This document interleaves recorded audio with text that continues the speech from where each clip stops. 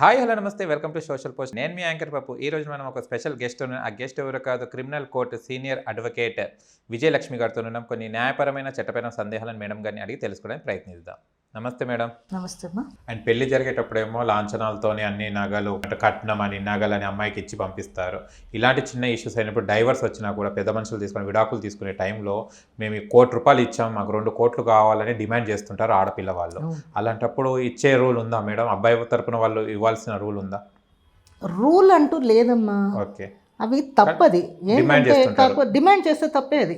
అవును, నేను అదే అడుగుతున్నాను కదా, డబ్బుతోటి పోతుందా? పోదు. ఆ అమ్మాయి వర్జినిటీ వస్తుందా? రాదు. అది దానికి కావాలి అది. అంతేగాని డబ్బు ఇచ్చేస్తాడు, దాని తర్వాత ఈ అమ్మాయి జీవితం ఏంటి? ఆ డబ్బు కోసం కక్కుర్తి పడకండి. ఈ కాపురం పోకుండా చూసుకోండి. ఫస్ట్ డైవర్స్లు వెళ్ళకండి. డైవర్స్కి ఎందుకు వెళ్ళాలి? ఈ డబ్బు తీసుకుని ఏం చేస్తారు మీరు? ఈ డబ్బు తీసుకుని అలా ఉండగలరా? ప్రపంచం ఉండనివ్వదు.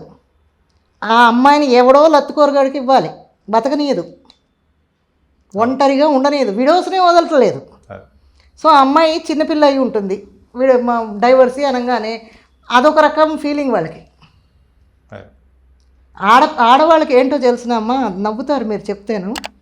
భర్త చనిపోయాడన్నా, భర్త వదిలేసాడన్నా ఏదో టూలెట్ బోర్డు పెట్టినట్టు ఫీల్ అవుతారు అదర్ పర్సన్స్. ఏదో వాళ్ళనే ఇన్వైట్ చేస్తున్నట్టు.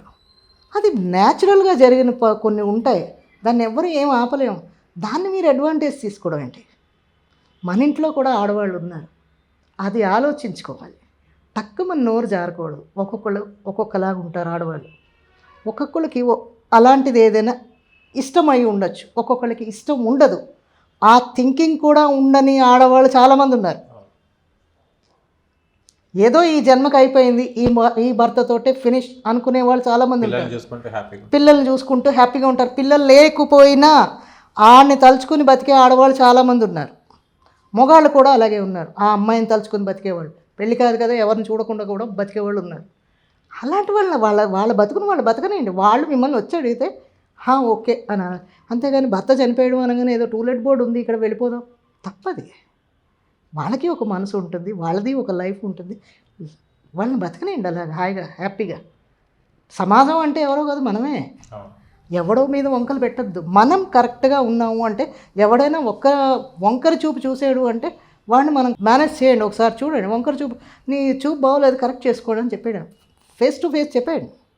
భయం ఏం లేదు, భయపడకూడదు. భయపడ్డాము అంటే ఒప్పుకున్నట్టే లెక్క. భయపడకండి.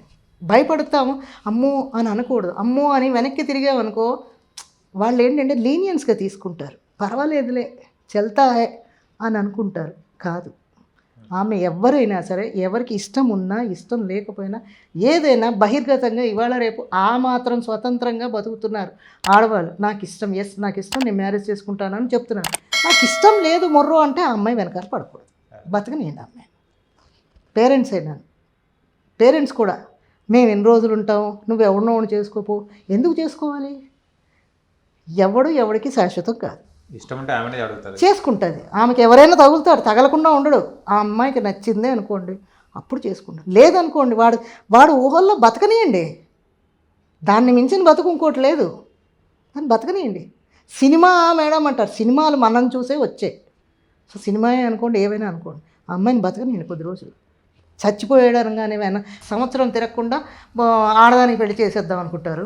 ఇంకా అక్కడి నుంచి పీనిగే వెళ్ళదు. మొగాడికి అప్పుడే మా పిల్ల ఉంది రెడీగా అంటారు ఒకళ్ళు. పీనికి వెళ్ళదు, ఇంకా ఆ పెళ్ళ ఉంది. 10వ రోజే వాడు పెళ్లి కొడుకు. ఎందుకు అవుతాడు? నువ్వు ఇస్తేనే కదా వాడు పెళ్లి కొడుకు అవుతాడు. వాడికి వద్దురా బాబు అన్నా కూడా బలవంతంగా చేస్తుంది. ఇవన్నీ కస్టమ్స్ కావమ్మాయి. అప్పట్లో ఏదో చిన్నపిల్లలు ఉండేవారు, మొగాడికి అన్నం వండడం రాదు, ఏదో వండి ఉడికిస్తుంది అంటే చేసే. అప్పట్లో కూడా దుర్భరంగానే ఉండేది. ఎందుకంటే ఫస్ట్ వైఫ్ మీద ఉన్న అభిమానం సెకండ్ వైఫ్ మీద ఉండదు. సెకండ్ హస్బెండ్ అయినా, మా ఆడపిల్లలకు కూడా చెప్తున్నానమ్మా, ఫస్ట్ హస్బెండే నీకు థాట్లోకి వస్తాడు. సెకండ్ హస్బెండ్ మీద అదేంటంటే ఇక తప్పదురా భగవంతుడా ఈ జీవితం అని అనుకుని వెళుతుంది అమ్మాయి. నన్ను సో చేయకండి. ఎందుకు మనం చెప్తున్నాము అని మనకి బోల్డ్ కామెంట్స్ వస్తాయి పప్పు. కాకపోతే ఏంటంటే వాళ్ళని బతకనియండి. ఆ అమ్మాయి ఇష్టపడినప్పుడు చేయండి. కొద్ది రోజులు ఆ గాయం మానేయండి, ఆ తర్వాత మీరు చేయండి. ఒంటరిగా ఉండలేదు కాదని నేను అన్నాను. కానీ ఆమె ఒంటరిగా బతుకుతాను అన్నప్పుడు మోరల్ సపోర్ట్ ఇవ్వండి బతికేటట్టు. Thank you so much madam. చూశారు కదా ఫ్రెండ్స్, మీకు గనక ఇంటర్వ్యూ నచ్చినట్లయితే లైక్ చేయండి, షేర్ చేయండి, కామెంట్ చేయండి, సబ్స్క్రైబ్ చేయండి ఛానల్. అక్కడ గంట సింబల్ టంగున కొట్టండి. నేను మీ యాంకర్ పప్పు. Bye bye.